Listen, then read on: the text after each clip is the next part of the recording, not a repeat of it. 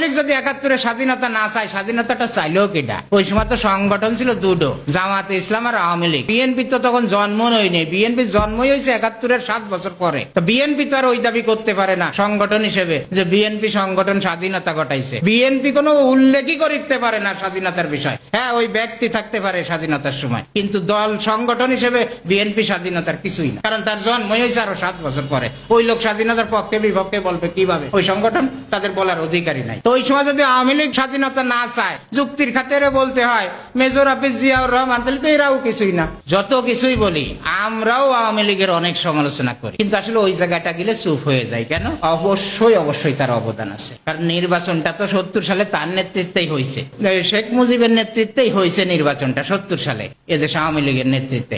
সেই নির্বাচনে তারা সংখ্যাগরিষ্ঠ আসন পাইছে। এবং যদি পাকিস্তান আজ ভাগ না হয়তো, ওই সময় সরকার ওই পশ্চিম পাকিস্তানের ঘাট কাটামি না করতো ইয়াহিয়া খানরা, তাহলে তো সরকারের প্রধানমন্ত্রী শেখ মুজিবুর রহমানই হতো। তো এখন প্রধানমন্ত্রী মুজিবুর রহমান হতো, সেইটা তারা দেয় নাই, সরকার গঠন করতে দেয় নাই, উল্টে আরো নির্যাতন করছে দেশের মানুষকে। যার ফলে সেই ডাকটা দিল কি ৭ই মার্চের রেসকোর্স ময়দানে, বর্তমান সোহরাওয়ার্দী ময়দানে শেখ মুজিবুর রহমান সারা পূর্ব পাকিস্তানের জনগণকে ডাকে বলল কি, আমাদের আর কোনো কথা নেই, এবারের সংগ্রাম আমাদের স্বাধীনতার সংগ্রাম, এবারের সংগ্রাম আমাদের মুক্তির সংগ্রাম। এটাই তো আমরা জানি, ইতিহাস সেটাই বলে। এটা আপনারা কেউ অস্বীকার করতে পারবেন না। হয়তো বিভিন্ন রাজনৈতিক দল মতের কারণে বিতর্কের খাতিরে অনেক কথা বলে। আর ওই হিসাব করতে গেলে তো নেতৃত্ব সেই দেশে। শেখ মুজিবুর রহমান যদি নেতৃত্ব দিয়ে থাকে, তাদেরকে তার যথাযোগ্য সম্মান, তার যথাযথ মর্যাদা দিতে আমাদের সমস্যাটা কোথায়? পাকিস্তানের জাতির পিতা কায়েদে আজম মোহাম্মদ আলী জিন্নার সাহেবের ৪৭-এর পরে আরো মনে হয় 10টা দলের সরকার আইসে গেছে, এখনো আছে। আজ পর্যন্ত তার টাকাতে ছবি পাল্টাই নাই, তার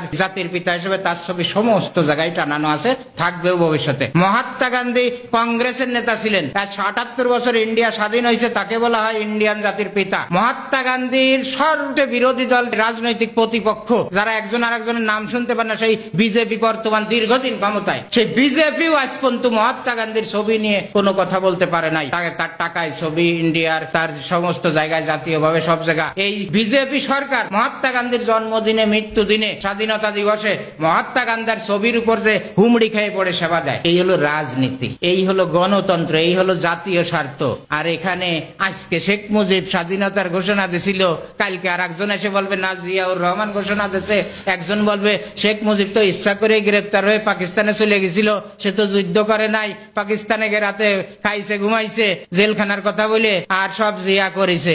আবার ওরা আসলে কয় যে জিয়াদি পাকিস্তানের দোসর, ও হলো স্বাধীনতাই চাই নাই, ঘোষণা দিয়েছে, এটা ভুয়া। এখন এই জায়গায় আপনারা সেটেল হতে পারলেন না কেন? প্রত্যেক জাতির একজন জাতির পিতা থাকে। আমরা দল করার সাথে বহু বিতর্ক করি, আমরাও করি, আমি করি, আপনি করেন, আর একজন করেন, কিন্তু আসলে জাতির পিতা একটা থাকে। দেশের মুক্তির জন্য যার অবদান বেশি থাকে তার জাতির পিতাই বলে। এখানে সেদিন মেজর হাফিজের মতো একজন বর্ষিয়ান নেতা, একজন বড় নেতা, স্থায়ী কমিটির সদস্য, উনি একজন বীর বিক্রম খেতাবধারী মুক্তিযোদ্ধা, সেই লোক বলছে যে ৭১-এ আওয়ামী লীগ স্বাধীনতাই চাই নাই। আওয়ামী লীগ যদি ৭১-এ স্বাধীনতা না চায়, স্বাধীনতাটা চাইলেও কিটা? তার মতো সেই একজন বীর মুক্তিযোদ্ধা, না খেতাবধারী মুক্তিযোদ্ধা, বীর বিক্রম খেতাবধারী মুক্তিযোদ্ধা, সেনা অফিসার ছিল তখন, মেজর, সেই লোক বলতেছে আওয়ামী লীগ তো মুক্তিযুদ্ধই চাই নাই দেশে। তাহলে চাইলো ডাকিটা, জামাত চাই নাই, আমরা তাকে রাজাকার বলি, তাহলে আওয়ামী লীগ স্বাধীনতা চাইলো না, বিএনপির তখন জন্মই হয় নাই, তো এই স্বাধীনতাটা চাইলো কিটা? এই জায়গায় আমরা সেটেল করতে পারলাম না। স্বাধীনতা চাইলো কিটা, স্বাধীনতা কিভাবে আসলো, নেতৃত্ব কে দিল?